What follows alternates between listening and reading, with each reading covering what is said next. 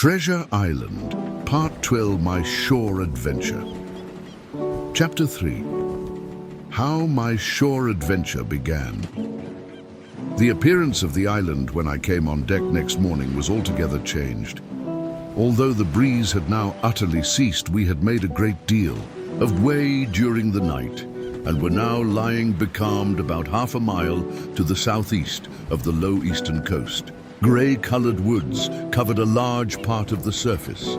This even tint was indeed broken up by streaks of yellow sandbrake in the lower lands, and by many tall trees of the pine family, outtopping the others, some singly, some in clumps. But the general colouring was uniform and sad. The hills ran up clear above the vegetation in spires of naked rock. All was strangely shaped, and the spyglass, which was by 300 or 400 feet the tallest on the island, was likewise the strangest in configuration, running up sheer from almost every side, and then suddenly cut off at the top like a pedestal to put a statue on. How my shore adventure began. 103. The Hispaniola was rolling scuppers under in the ocean swell. The booms were tearing at the blocks, the rudder was banging to and fro, and the whole ship creaking, groaning, and jumping like a manufactory. I had to cling tight to the backstay, and the world turned giddily before my eyes. For though I was a good enough sailor when there was way on, this standing still and being rolled about like a bottle was a thing I never learned to stand without a qualm, or so, above all in the morning, on an empty stomach. Perhaps it was this, perhaps it was the look of the island, with its grey, melancholy woods and wild stone spires, and the surf that we could both see and hear foaming and thundering on the steep beach, at least, although the sun shone bright and hot, and the shore birds were fishing and crying all around us, and you would have thought anyone would have been glad to get to land after being so long at sea. My heart sank, as the saying is, into my boots, and from that first look onward, I hated the very thought of Treasure Island. We had a dreary morning's work before us, for there was no sign of any wind, and the boats had to be got out and manned, and the ship warped 3 or 4 miles round the corner of the island and up the narrow passage to the haven behind Skeleton Island. I volunteered for one of the boats, where I had, of course, no business. The heat was sweltering, and the men grumbled fiercely over their work. Anderson in command of my boat, and instead of keeping was 104 Treasure Island. The crew in order, he grumbled as loud as the worst. "Well," he said with an oath, "it's not forever." I thought this was a very bad sign, for up to that day, the men had gone briskly and willingly about their business, but the very sight of the island had relaxed the cords of discipline. All the way in, Long John stood by the steersman and conned the ship. He knew the passage like the palm of his hand, and though the man in the chains got everywhere more water than was down in the chart, John never hesitated once. "There's a strong scour with the ebb," he said, "and this here passage has been dug out, in a manner of speaking, with a spade." We brought up just where the anchor was in the chart, about 1/3 of a mile from each shore, the mainland on one side and Skeleton Island on the other. The bottom was clean sand. The plunge of our anchor sent up clouds of birds wheeling and crying over the woods, but in less than a minute they were down again, and all was once more silent. The place was entirely landlocked, buried in woods, the trees coming right down to high water mark, the shores mostly flat, and the hilltops standing round at a distance in a sort of amphitheatre, one here, one there. 2 little rivers, or rather 2 swamps, emptied out into this pond, as you might call it. How my shore adventure began. 105. And the foliage round that part of the shore had a kind of poisonous brightness. From the ship we could see nothing of the house or stockade, for they were quite buried among trees, and if it had not been for the chart on the companion, we might have been the first that had ever anchored there since the island arose out of the seas. There was not a breath of air moving, nor a sound, but that of the surf booming half a mile away along the beaches and against the rocks outside. A peculiar stagnant smell hung over the anchorage, a smell of sodden leaves and rotting tree trunks. I observed the doctor sniffing and sniffing like someone tasting a bad egg. "I don't know about treasure," he said, "but I'll stake my wig there's fever here." If the conduct of the men had been alarming in the boat, it became truly threatening when they had come aboard. They lay about the deck, growling together in talk. The slightest order was received with a black look and grudgingly and carelessly obeyed. Even the honest hands must have caught the infection, for there was not one man aboard to mend another. Mutiny, it was plain, hung over us like a thundercloud. And it was not only we of the cabin party who perceived the danger. Long John was hard at work, going from group to group, spending himself in good advice, and as for example, no man could have shown a better. He fairly outstripped himself in willingness 106 Treasure Island and civility. He was all smiles to everyone. If an order were given, John would be on his crutch in an instant, with the cheeriest "Aye, aye, sir" in the world, and when there was nothing else to do, he kept up one song after another, as if to conceal the discontent of the rest. Of all the gloomy features of that gloomy afternoon, this obvious anxiety on the part of Long John appeared the worst. We held a council in the cabin. "Sir," said the captain, "if I risk another order, the whole ship will come about our ears by the run. You see, sir, here it is. I get a rough answer, do I not? Well, if I speak back, pikes will be going in 2 shakes. If I don't, Silver will see there's something under that, and the game's up. Now, we've only one man to rely on." "And who is that?" asked the squire. "Silver, sir," returned the captain. "He's as anxious as you and I to smother. Things up. This is a tiff. He'd soon talk him out of it if he had the chance, and what I propose to do is to give him the chance. Let's allow the men an afternoon ashore. If they all go, why, we'll fight the ship. If they none of them go, well then, we hold the cabin, and God defend the right.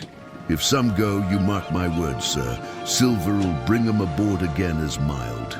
As lambs, it was so decided. Loaded pistols were served out how my shore adventure began. 107 to all the shore men.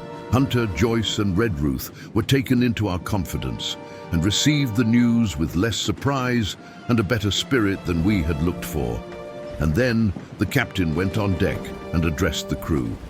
"My lads," said he, "we've had a hot day and are all tired and out of sorts. A turn ashore'll hurt nobody. The boats are still in the water. You can take the gigs, and as many as please may go ashore for the afternoon. I'll fire a gun half an hour before sundown." I believe the silly fellows must have thought they would break their shins over treasure as soon as they were landed, for they all came out of their sulks in a moment and gave a cheer that started the echo in a faraway hill and sent the birds once more flying and squalling round the anchorage. The captain was too bright to be in the way. He whipped out of sight in a moment, leaving Silver to arrange the party, and I fancy it was as well he did so. Had he been on deck, he could no longer so much as have pretended not to understand the situation. It was as plain as day. Silver was the captain, and a mighty rebellious crew he had of it. The honest hands, and I was soon to see it, proved that there were such on board. Must have been very stupid fellows. Or rather, I suppose the truth was this, that all hands were disaffected by the example of the ringleaders, only some more, some less. And a 108 Treasure Island. Few, being good fellows in the main, could neither be led nor driven any further. It is one thing to be idle and skulk, and quite another to take a ship and murder a number of innocent men. At last, however, the party was made up. 6 fellows were to stay on board, and the remaining 13, including Silver, began to embark. Then it was that there came into my head the first of the mad notions that contributed so much to save our lives. If 6 men were left, by Silver, it was plain our party could not take and fight the ship. And since only 6 were left, it was equally plain that the cabin party had no present need of my assistance. It occurred to me at once to go ashore.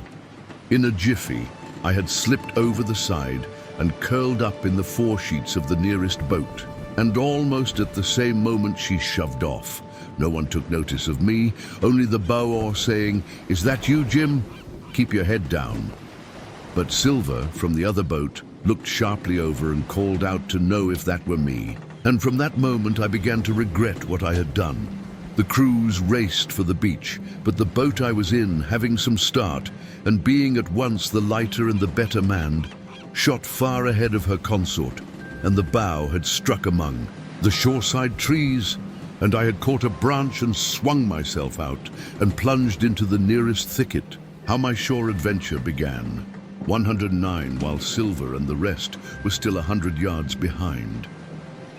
"Jim, Jim," I heard him shouting, but you may suppose I paid no heed. Jumping, ducking, and breaking through, I ran straight before my nose, till I could run no longer. Chapter 14. The first blow. I was so pleased at having given the slip to Long John that I began to enjoy myself and look around me with some interest on the strange land that I was in.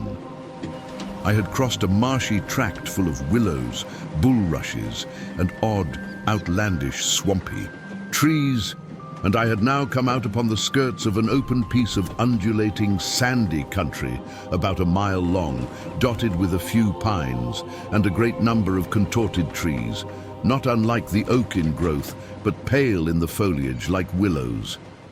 On the far side of the open stood one of the hills, with two quaint craggy peaks shining vividly in the sun.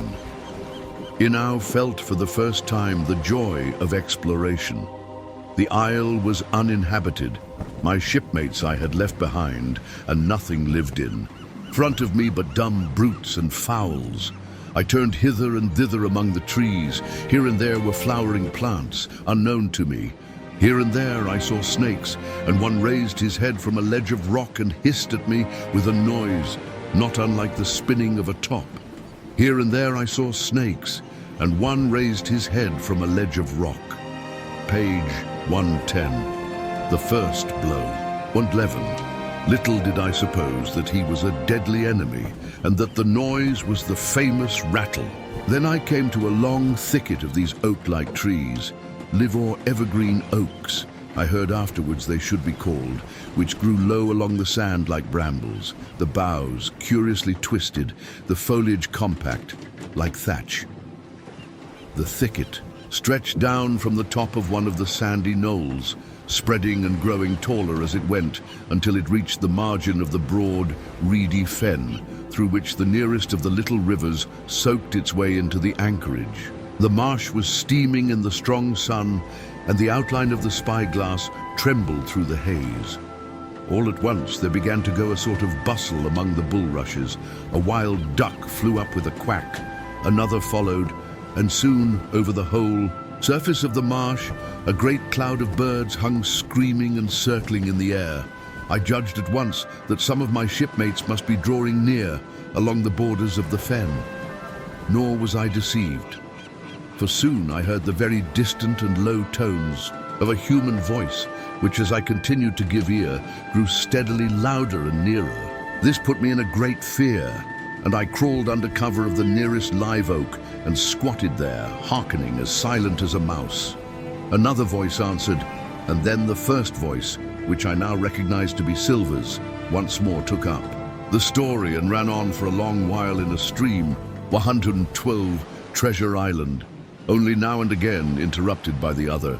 By the sound, they must have been talking earnestly and almost fiercely, but no distinct word came to my hearing.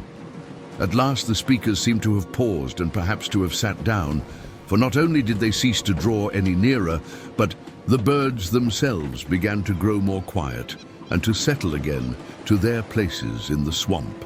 And now I began to feel that I was neglecting my business, that since I had been so foolhardy as to come ashore with these desperadoes, the least I could do was to overhear them at their councils, and that my plain and obvious duty was to draw, as close as I could manage, under the favorable ambush of the crouching trees. I could tell the direction of the speakers pretty exactly, not only by the sound of their voices, but by the behavior of the few birds that still hung in alarm above, the heads of the intruders. Crawling on all fours, I made steadily but slowly towards them, till at last, raising my head to an aperture among the leaves, I could see clear down into a little green dell beside the marsh, and closely set about with trees where Long John, Silver and another of the crew stood face to face in conversation. The sun beat full upon them. Silver had thrown his hat beside him on the ground, and his great smooth blend face, all shining with heat, was lifted to the other man's in a kind of appeal. The first blow. 113. "Mate," he was saying, "it's because I thinks gold lust of you gold, and dust, and you may lay to that. If I hadn't took to you like pitch, do you think I'd have been here a warning of you? All's up you can't make nor mend. It's to save your neck that I'm a-speaking, and if one of the wild uns knew it, where'd I be, Tom? Now tell me, where'd I be?"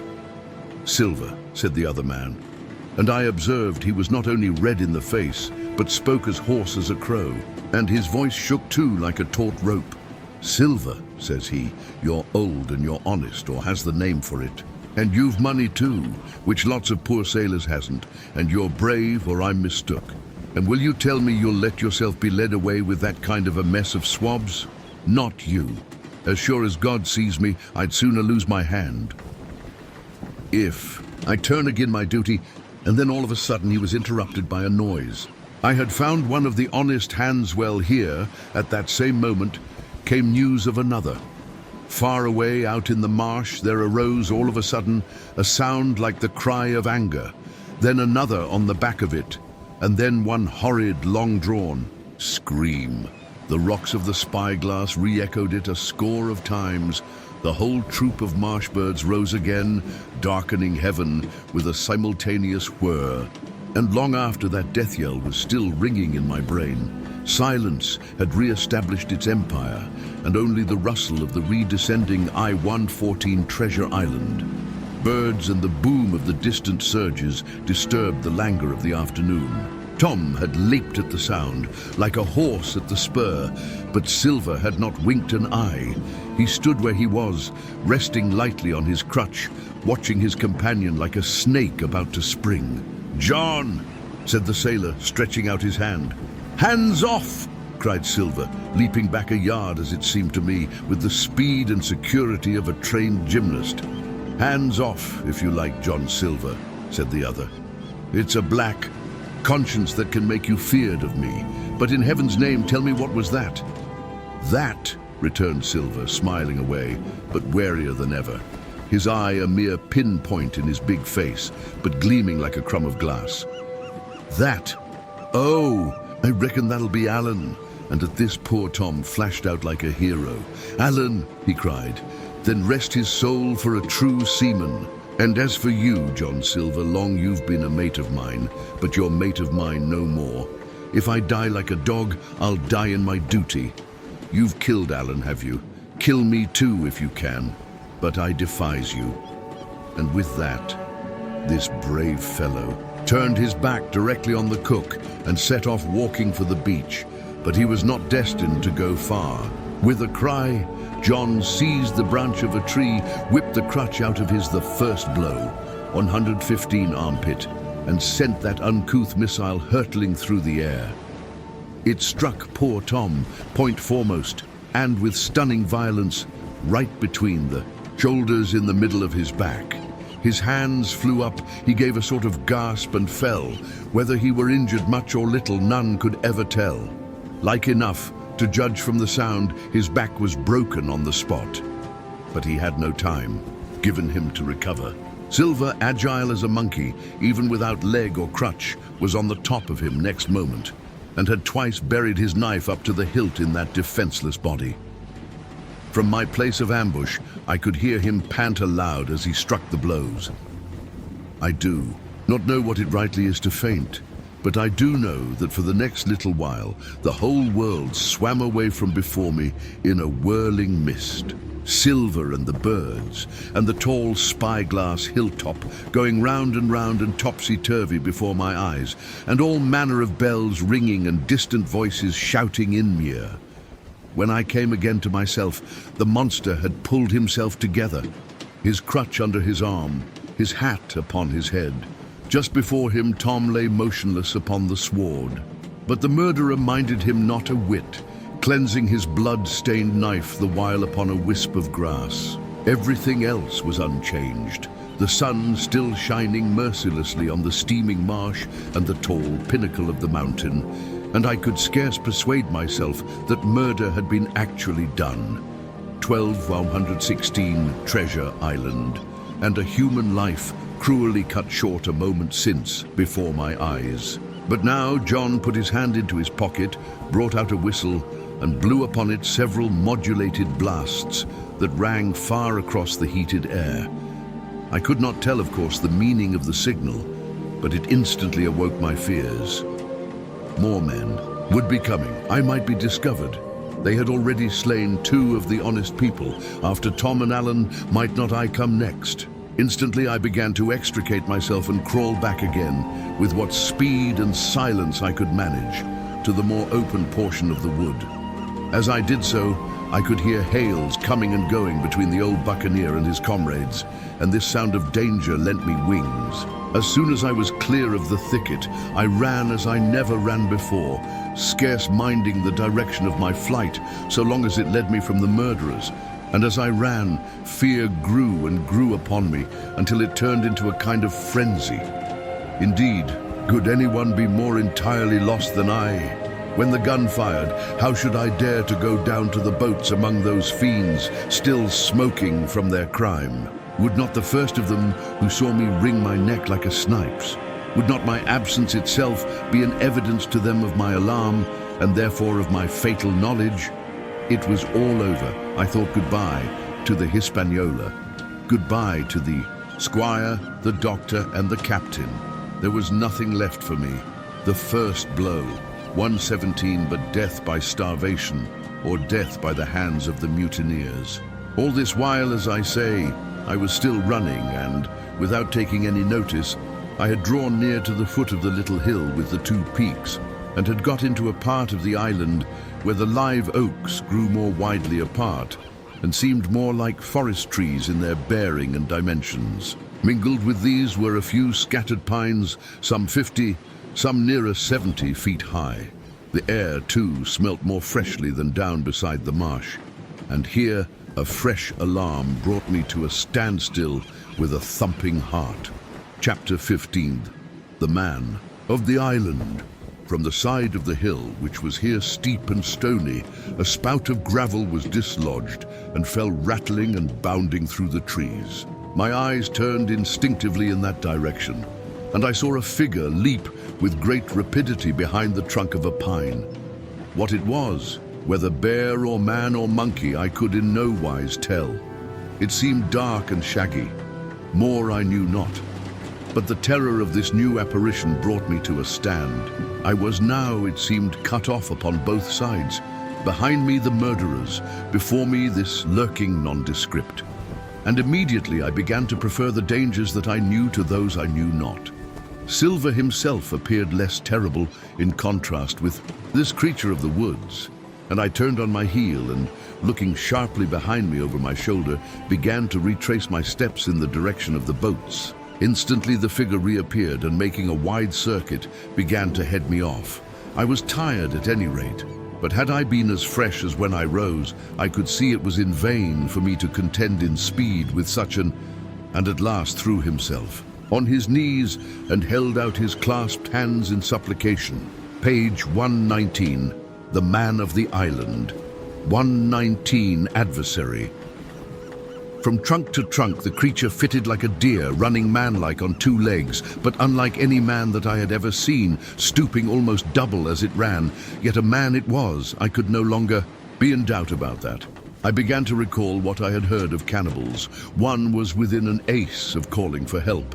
But the mere fact that he was a man, however wild, had somewhat reassured me, and my fear of Silver began to revive in proportion. I stood still, therefore, and cast about for some method of escape, and as I was so thinking, the recollection of my pistol flashed into my mind. As soon as I remembered I was not defenseless, courage glowed again in my heart, and I set my face resolutely for this man of the island and walked briskly towards him. He was concealed by this time behind another tree trunk, but he must have been watching me closely, for as soon as I began to move in his direction, he reappeared and took a step to meet me. Then he hesitated, drew back, came forward again, and at last, to my wonder and confusion, threw himself on his knees and held out his clasped hands in supplication. At that, I once more stopped. "Who are you?" I asked. "Ben Gunn," he answered, and his voice sounded hoarse and awkward, like a rusty lock. "I'm poor Ben Gunn, I am, and I haven't spoke with a Christian these 3 years. 120 Treasure Island." I could now see that he was a white man like myself, and that his features were even pleasing. His skin, wherever it was exposed, was burnt by the sun. Even his lips were black, and his fair eyes looked quite startling in so dark a face. Of all the beggar men that I had seen or fancied, he was the chief for raggedness. He was clothed with tatters of old ship's canvas and old sea cloth, and this extraordinary patchwork was all held together by a system of the most various and incongruous fastenings, brass buttons, bits of stick, and loops of tarry gaskin. About his waist he wore an old brass-buckled leather belt, which was the one thing solid in his whole accoutrement. 3 years," I cried, "wrecked. Were you ship—" "Nay, mate," said he, marooned.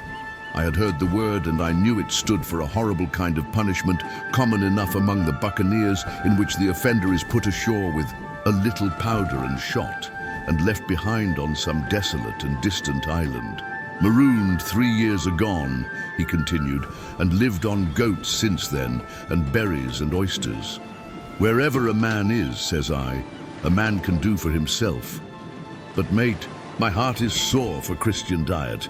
You mightn't happen to have a piece of cheese about you now?" "No." "Well, many's the long night I've dreamed of cheese toasted mostly, and woke up again, and here I were, the man of the island." 121. "If ever I can get aboard again," said I, "you shall have cheese by the stone." All this time he had been feeling the stuff of my jacket, smoothing my hands, looking at my boots, and generally, in the intervals of his speech, showing a childish pleasure in the presence of a fellow creature. But at my last words, he perked up into a kind of startled slyness. "And if ever you can get aboard again, says you," he repeated. "Why now, who's to hinder you?" "And not you, I know," was my reply. "And right you was," he cried. "Now what do you call yourself, mate?" "Jim," I told him. Jim, says he, quite pleased apparently. "Well now, Jim, I've lived that rough as you'd be ashamed to hear of. Now, for instance, you wouldn't think I'd had a pious mother to look at me?" he asked.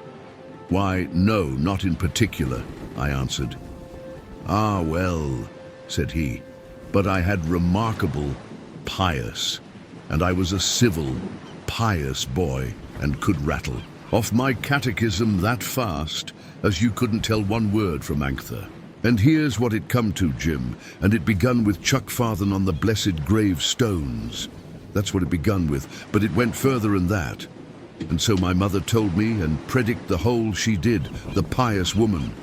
But it were Providence that put me here. I've thought it all out in this here lonely 122 Treasure Island, and I'm back on piety.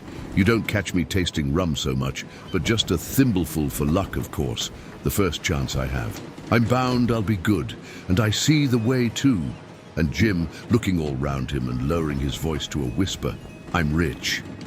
I now felt sure that the poor fellow had gone crazy in his solitude, and I suppose I must have shown the feeling in my face, for he repeated the statement hotly. "Rich, rich," I says. And I'll tell you what, I'll make a man of you, Jim. Ah, Jim, you'll bless your stars, you will. You was the first that found me."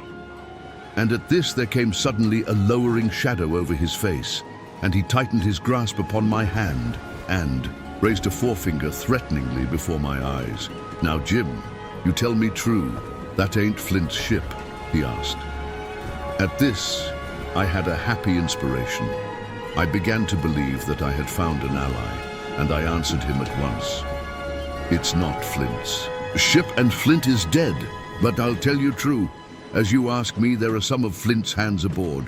Worse luck for the rest of us." "Not a man with one leg?" he gasped. "Silver?" I asked. "The man of the island, 123. "Ah, Silver," says he. "That were his name. He's the cook, and the ringleader too. He was still holding me by the wrist, and at that he gave it quite a ring. 'If you was sent by Long John,' he said, 'I'm as good as pork, and I know it. But where was you, do you suppose?' I had made my mind up in a moment, and by way of answer, told him the whole story of our voyage and the predicament in which we found ourselves. He heard me with the keenest interest, and when I had done, he patted me on the head. 'You're a good lad, Jim,' he said, 'and you're all in a clove hitch, ain't you? Well, you just put your trust in Ben Gun's the man to do it. Would you think it likely now that your squire would prove a liberal-minded one in case of help him being in a clove hitch, as you remark?' I told him the squire was the most liberal of men. 'Aye, but you see,' returned Ben Gunn, 'I didn't mean giving me a gate to keep, and a suite of livery clothes and such. That's not my mark, Jim. What I mean is, would he be likely to come down to the tune of, say, £1,000 out of money that's as good as a man's own already?' 'I'm sure he would,' said I. As it was, all hands were to share. 'And a passage home,' he added with a look of great shrewdness. 124 Treasure Island. 'Why?' I cried. 'The squire's a gentleman. And besides, if we got rid of the others, we should want you to help work the vessel home.' 'Ah,' said he, 'so you would.' And he seemed very much relieved. 'Now I'll tell you what,' he went on. 'So much I'll tell you and no more. I were in Flint's ship when he buried the treasure. He and 6 strong seamen. They was ashore nigh on a week, and us standing off and on in the old Walrus. One fine day up went the signal, and here come Flint by himself in a little boat, and his head done up in a blue scarf. The sun was getting up, and mortal white he looked about the cutwater. But there he was, you mind, and the 6 all dead, and buried. How he done it, not a man aboard us could make out. It was battle, murder, and sudden death, leastways him against 6. Billy Bones was the mate. Long John, he was quartermaster, and they asked him where the treasure was. 'Ah,' says he, 'you can go ashore if you like, and stay,' he says. 'But as for the ship, she'll beat up for more, by thunder.' That's what he said. Well, I was in another ship 3 years back, and we sighted this island. 'Boys,' said I, 'here's Flint's treasure. Let's land and find it.' The captain was displeased at that, but my messmates were all of a mind and landed. 12 days they looked for it, and every day they had the worse word for me, until one, the man of the island. 125. Fine morning, all hands went aboard. 'As for you, Benjamin Gunn,' says they, 'here's a musket,' they says, 'and a spade, and pickaxe. You can stay here and find Flint's money for yourself,' they says. Well, Jim, 3 years have I been here, and not a bite of Christian diet from that day to this. But now you look here, look at me. Do I look like a man before the mast? No, says you. Nor I weren't. Neither, I says. And with that he winked and pinched me hard. 'Just you mention them words to your squire, Jim,' he went on. 'Nor he weren't neither, that's the words. 3 years he were the man of this island, light and dark, fair and rain, and sometimes he would, maybe, think upon a prayer, says you. And sometimes he would, maybe, think of his old mother, so be as she's alive, you'll say. But the most part of Gunn's time, this is what you'll say, the most part of his time was took up with another matter. and then you'll give him a nip like I do." And he pinched me again in the most confidential manner. "Then," he continued, "then you'll up and you'll say this. Gun is a good man, you'll say, and he puts a precious sight more confidence, precious sight, mind that, in a gentleman born than in these gentlemen of fortune, having been one himself. Well," I said, "I don't understand one word that 126 Treasure Island you've been saying. But that's neither here nor there, for how am I to get on board?" "Ah," said he, "that's the hitch for sure. Well, there's my boat that I made with my 2 hands. I keep her under the White Rock. If the worst come to the worst, we might try that after dark." "Hi!" he broke out. "What's that?" For just then, although the sun had still an hour or two to run, all the echoes of the island awoke and bellowed to the thunder of a cannon. "They have begun to fight," I cried. "Follow me!" And I began to run towards the anchorage, my terrors all forgotten, while close at my side, the marooned man in his goatskins trotted easily and lightly. "Left, left," says he. "Keep to." "Your left hand, mate Jim, under the trees with you. There's where I killed my first goat. They don't come down here now.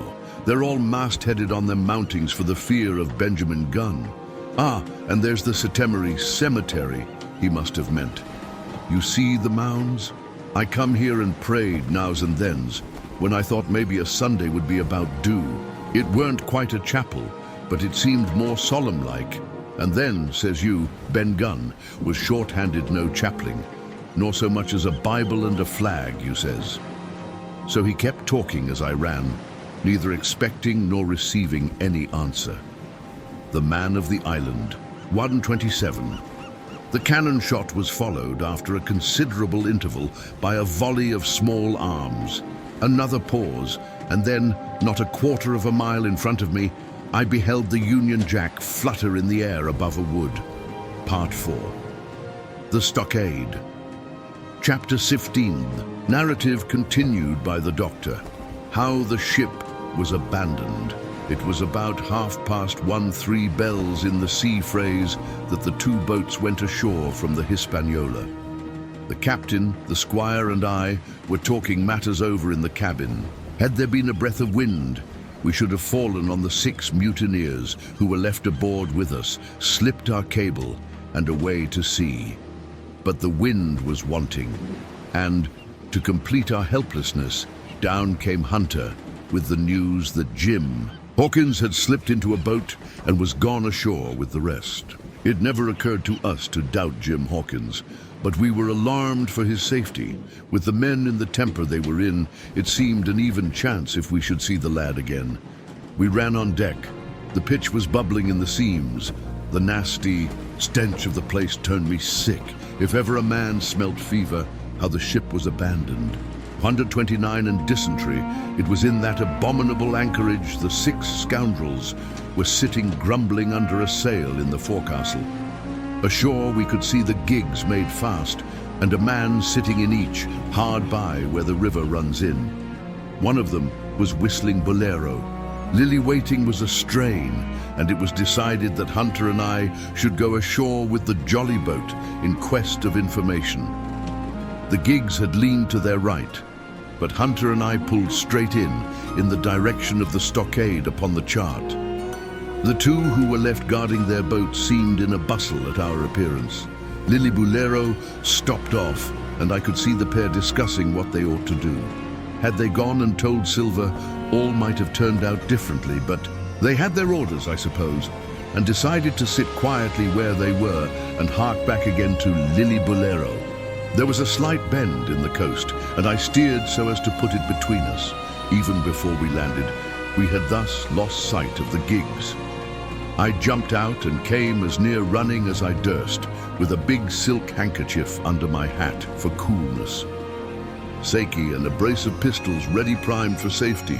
I'd not gone 100 yards when I reached the stockade. This was how it was. A spring of clear water rose almost at the top of a knoll. Well on the knoll, and enclosing the spring, they'd clapped a stout log house, J130 Treasure Island. fit to hold 200 of people on a pinch and loopholed for musketry on every side. All round this they had cleared a wide space, and then the thing was completed by a paling 6 feet high, without door or opening, too strong to pull down without time and labor, and too open to shelter the besiegers. The people in the log house had them in every way. They stood quiet in shelter and shot the others like partridges. All they wanted was a good watch and food, for short of a complete surprise, they might have held the place against a regiment. What particularly took my fancy was the spring, for though we had a good enough place of it in the cabin of the Hispaniola, with plenty of arms and ammunition and things to eat and excellent wines, there had been one thing overlooked: we had no water. I was thinking this over when there came ringing over the island the cry of a man at the point of death. I was not new to violent death. I have served His Royal Highness the Duke of Cumberland and got a wound myself at Fontenoy, but I know my pulse went dot and carry one. Jim Hawkins is gone, was my first thought. It is something to have been an old soldier, but more still to have been a doctor. There is no time to dilly-dally in our work, and so now I made up my mind instantly, and with no time lost, returned to the shore and jumped on board the jolly boat. By good fortune, Hunter pulled a good oar, we Moller SC. If any one of you 6 make a signal of any description, that man S dead. Page 131, how the ship was abandoned. 131 made the water fly, and the boat was soon alongside, and I aboard the schooner. I found them all shaken, as was natural. The squire was sitting down as white as a sheet, thinking of the harm he had. Led us to the good soul, and one of the 6 forecastle hands was little better. "There's a man," says Captain Smollett, nodding towards him, "new to this work. He came nigh hand fainting, Doctor, when he heard the cry. Another touch of the rudder and that man would join us." I told my plan to the captain, and between us we settled on the details of its accomplishment. We put old Redruth in the gallery, between the cabin and the forecastle, with 3 or 4 loaded muskets and a mattress for protection. Hunter brought the boat round under the stern port, and Joyce and I set to work loading her with powder tins, muskets, bags of biscuits, kegs of pork, a cask of cognac, and my invaluable medicine chest. In the meantime, the squire and the captain stayed on deck, and the latter hailed the coxswain, who was the principal man aboard. "Mr. Hands," he said, "here are 2 of us with a brace of pistols each.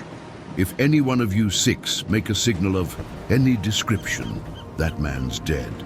They were a good deal taken aback, and after a little consultation, one and all tumbled down the fore-companion, thinking, no doubt, to take us on the rear. But when they saw Redruth waiting for them in the J2 132 Treasure Island sparred gallery, they went about ship at once, and a head popped out again on deck. "Down, dog," cries the captain. And the head popped back again, and we heard no more for the time of these 6 very faint-hearted seamen. By this time, tumbling things in as they came, we had the jolly boat loaded as much as we dared.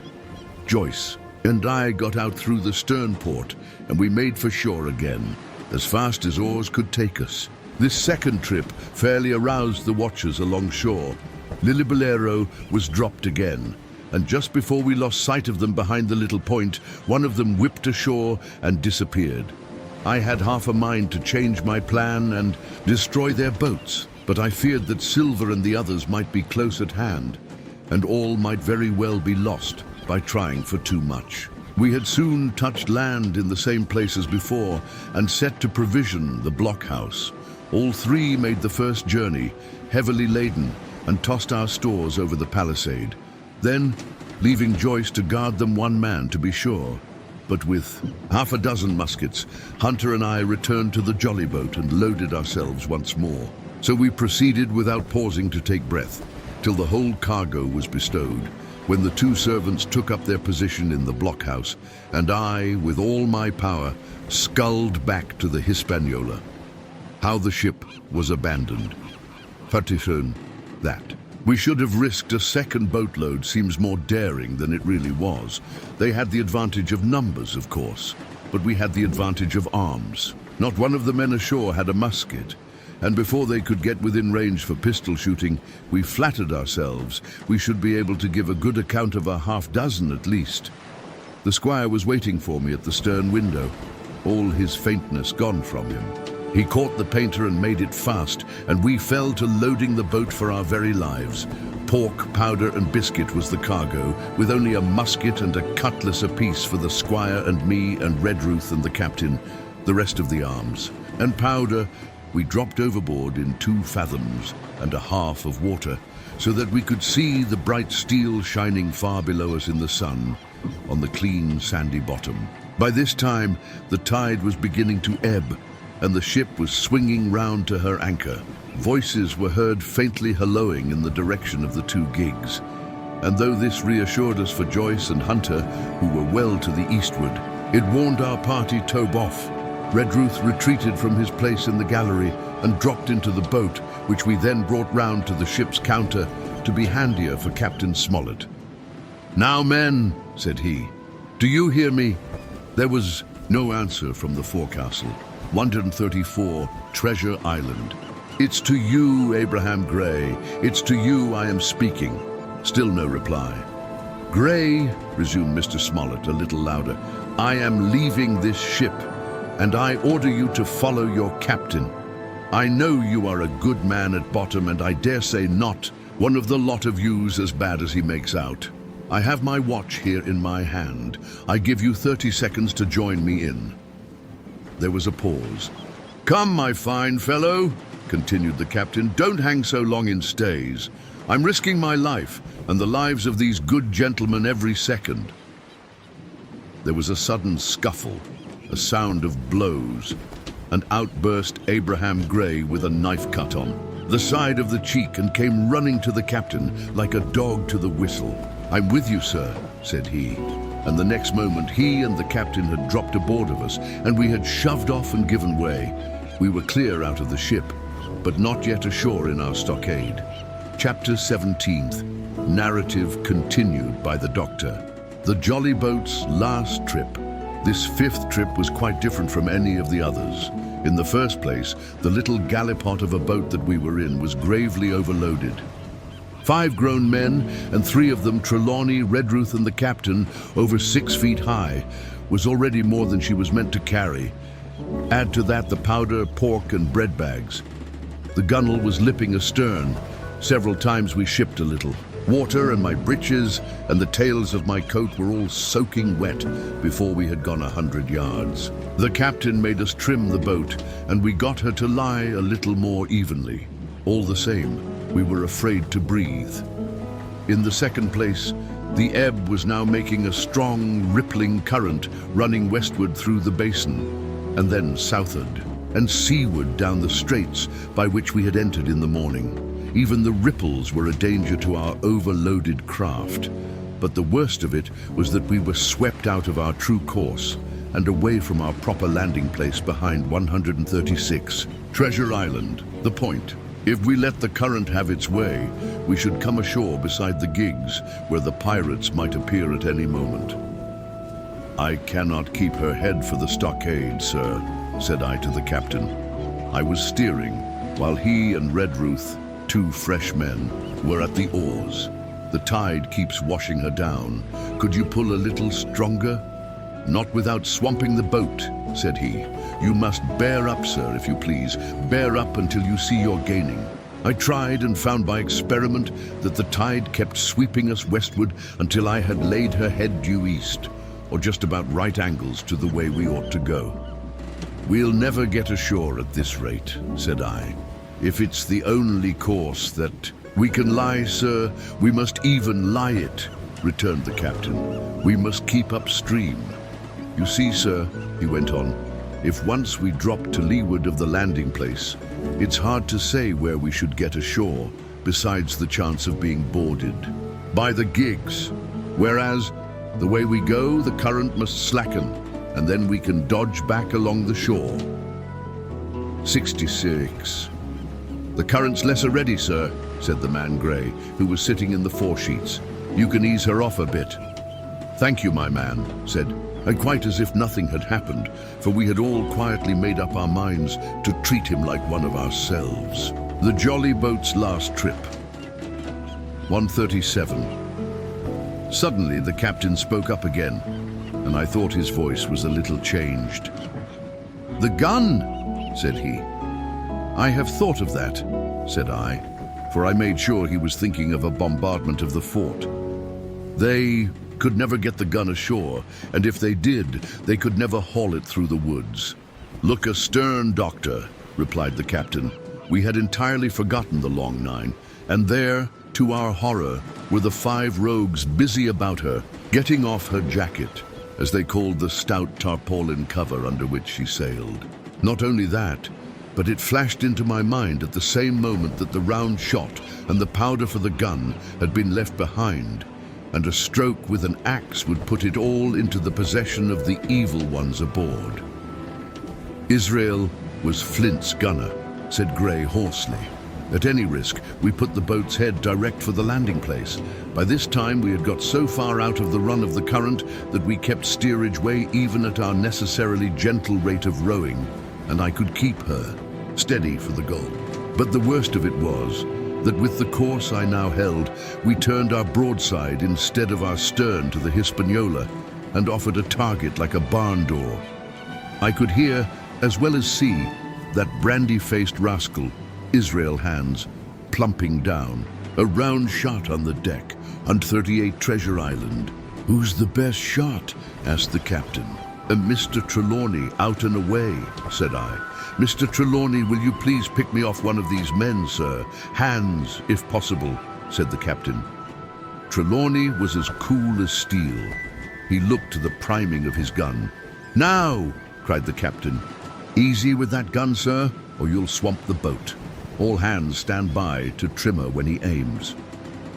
The squire raised his gun, the rowing ceased, and we leaned over to the other side to keep the balance, and all was so nicely contrived that we did not ship a drop. They had the gun, by this time, slewed round upon the swivel, and Hans, who was at the muzzle with the rammer, was, in consequence, the most exposed. However, we had no luck, for just as Trelawney fired, down he stooped, the ball whistled over him, and it was one of the other 4 who fell. The cry he gave was echoed, not only by his companions on board, but by a great number of voices from the shore, and looking in that direction, I saw the other pirates trooping out from among the trees and tumbling into their places in the boats. "Here come the gigs, sir," said I. "Give way then," cried the captain. "We mustn't mind if we swamp her now. If we can't get ashore, all's up." The squire raised his gun, the rowing ceased, and we leaned over to the other side to keep the balance. Page 138. The jolly boat's last trip, 139. "Only one of the gigs is being manned, sir," I added. "The crew of the other most likely going round by shore to cut us off." "They'll have a hot run, sir," returned the captain. "Jack ashore, you know. It's not them I mind. It's the round-shot carpet bowls. My lady's maid couldn't miss. Tell us, squire, when you see the match and we'll hold water." In the meanwhile, we had been making headway at a good pace for a boat so overloaded, and we had shipped but little water in the process. We were now close in, 30 or 40 strokes, and we should beach her, for the ebb had already disclosed a narrow belt of sand below the clustering trees. The gig was no longer to be feared. The little point had already concealed it from our eyes. The ebb tide, which had so cruelly delayed us, was now making reparation and delaying our assailants. The one source of danger was the gun. If I, who durst, said the captain, I'd stop and pick off another man. But it was plain that they meant nothing should delay their shot. They had never so much as looked at their fallen comrade, though he was not dead, and I could see him trying to crawl away. "Ready!" cried the squire. "Hold!" cried the captain, quick as an echo, and he and Redruth backed with a great heave that sent her stern bodily under water. The report fell 140 Treasure Island, in at the same instant of time. This was the first that Jim heard, the sound of the squire's shot not having reached him. Where the ball passed, not one of us, precisely, new, but I fancy it must have been over our heads, and that the wind of it may have contributed to our disaster. At any rate, the boat sank by the stern quite gently in 3 feet of water, leaving the captain and myself facing each other on our feet. The other 3 took complete headers and came up again, drenched and bubbling. So far, there was no great harm. No lives were lost, and we could wade ashore in safety. But there were all our stores at the bottom, and to make things worse, only 2 guns out of 5 remained in a state for service. Mine I had snatched from my knees and held over my head by a sort of instinct. As for the captain, he had carried his over his shoulder by a bandolier and, like a wise man, lock uppermost. The other 3 had gone down with the boat. Us too. Add to our concern, we heard voices already drawing near us in the woods along shore. And we had not only the danger of being cut off from the stockade in our half-crippled state, but the fear before whether, if Hunter and Joyce were attacked by half a dozen, they would have the sense and conduct to stand firm. Hunter was steady, that we knew. Joyce was a doubtful case, a pleasant, polite man for a valet, and the jolly boat's last trip. Wonder 41 to brush one's clothes, but not entirely fitted for a man of war. With all this in our minds, we waded ashore as fast as we could, leaving behind us the poor jolly boat and a good half of all our powder and provisions. Chapter 8. Narrative, continued by the doctor. End of the first day's fighting. We made our best speed across the strip of wood that now divided us from the stockade. And at every step we took, the voices of the buccaneers rang nearer. Soon we could hear their footfalls as they ran and the cracking of the branches as they breasted across a bit of thicket. I began to see we should have a brush for it in earnest and looked to my priming. "Captain," said I, "Trelawney is the dead shot. Give him your gun. His own is useless." They exchanged guns, and Trelawney, silent and cool, as he had been since the beginning of the bustle, hung a moment on his heel to see that all was fit for service. At the same time, observing Gray to be unarmed, I handed him my cutlass. It did all our hearts good to see him spit in his hand, knit his brows, and make the blade sing through the air. It was plain from every line of his body that our new hand was worth his salt. 40 paces farther, we came to the edge of the wood end of the first day's fighting. 143, and saw the stockade in front of us. We struck the enclosure about the middle of the south side, and almost at the same time, 7 mutineers, Job Anderson, the boatswain, at their head, appeared in full cry at the southwestern corner. They paused, as if taken aback, and before they recovered, not only the squire and I, but Hunter and Joyce from the blockhouse had time to fire. The 4 shots came in rather a scattering volley, but they did the business. One of the enemy actually fell, and the rest, without hesitation, turned and plunged into the trees. After reloading, we walked down the outside of the palisade to see to the fallen enemy. He was stone dead, shot through the heart. We began to rejoice over our good success, when just at that moment, a pistol cracked in the bush. A ball whistled close past my ear, and poor Tom Redruth stumbled and fell his length on the ground. Both the squire and I returned the shot, but as we had nothing to aim at, it is probable we only wasted powder. Then we reloaded and turned our attention to poor Tom. The captain and Gray were already examining him, and I saw with half an eye that all was over. I believe the readiness of our return volley had scattered the mutineers once more, for we were suffered without further molestation to get the poor old gamekeeper hoisted over the stockade and carried, groaning and bleeding, into the log house. 144 Treasure Island. Poor old fellow, he had not uttered one word of surprise, complaint, fear, or even acquiescence from the very beginning of our troubles till now, when we had laid him down in the log house to die. He had lain like a Trojan behind his mattress in the gallery. He had followed every order silently, doggedly, and well. He was the oldest of our party by a score of years. And now, sullen, old, serviceable servant, it was he that was to die. The squire dropped down beside him on his knees and kissed his hand, crying like a child. "Be I going, doctor?" he asked. "Tom, my man," said I, "you're going home." "I wish I had had a lick at them with the gun first," he replied. "Tom," said the squire, "say you forgive me, won't you? Would that be respectful like, from me to you, squire?" was the answer. "Amen." Howsoever, so be it. After a little while of silence, he said he thought somebody might read a prayer. "It's the custom, sir," he added, apologetically. And not long after, without another word, he passed away.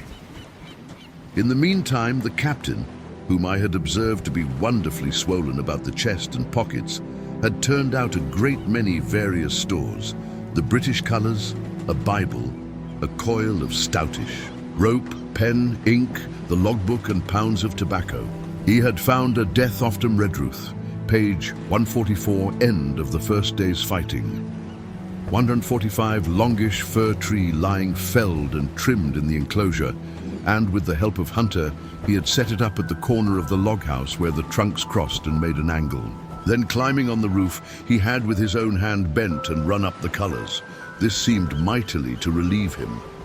He re-entered the log house and set about counting up the stores as if nothing else existed. But he had an eye on Tom's passage, for all that, and as soon as all was over, came forward with another flag and reverently spread it on the body. "Don't you take on, sir," he said, shaking the squire's hand. "All's well with him. No fear for a hand that's been shot down in his duty to captain and owner. It mayn't be good divinity, but it's a fact." Then he pulled me aside. "Dr. Livesey," he said, "in how many weeks do you and Squire expect the consort?" I told him it was a question, not of weeks, but of months, that if we were not back by the end of August, Blandley was to send to find us, but neither sooner nor later. "You can calculate for yourself," I said. "Why, yes," returned the captain, scratching his head, "and making a large allowance, sir, for all the gifts of Providence. I should say we were pretty close hauled." "How do you mean?" I asked. "K-146 Treasure Island." "It's a pity, sir, we lost that second load. That's what I mean," replied the captain. "As for powder and shot, we'll do. But the rations are short, very short. So short, Dr. Livesey, that we're perhaps as well without that extra mouth." And he pointed to the dead body under the flag. Just then, with a roar and a whistle, a round shot passed high above the roof of the log house and plumped far beyond us in the wood. "Oh-ho!" said the captain. "Blaze away. You've little enough powder already, my lads." At the second trial, the aim was better, and the ball descended inside the stockade, scattering a cloud of sand, but doing no further damage. "Captain," said the squire, "the house is quite invisible from the ship. It must be the flag they are aiming at. Would it not be wiser to take it in? Strike my colours." "My," cried the captain. "No, sir, not I." And as soon as he had said the words, I think we all agreed with him. For it was not only a piece of stout, seamanly good feeling, it was good policy besides, and showed our enemies that we despised their cannonade. All through the evening they kept thundering away. Ball after ball flew over or fell short or kicked up the sand in the enclosure, but they had to fire so high that the shot fell dead and buried itself in the soft sand. We had no ricochet to fear, and though one popped in through the roof of the log house and out end of the first day's fighting. 147. Again through the floor, we soon got used to that sort of horseplay and minded it no more than cricket. "There is one thing good about all this," observed the captain. "The wood in front of us is likely clear. The ebb has made a good while. Our stores should be uncovered. Volunteers to go and bring in pork." Gray and Hunter were the first to come forward. Well armed, they stole out of the stockade, but it proved a useless mission. The mutineers were bolder than we fancied, or they put more trust in Israel's gunnery. For 4 or 5 of them were busy carrying off our stores and wading out with them to one of the gigs that lay close by, pulling an oar or so to hold her steady against the current. Silver was in the stern sheets in command, and every man of them was now provided with a musket from some secret magazine of their own. The captain sat down to his log, and here is the beginning of the entry.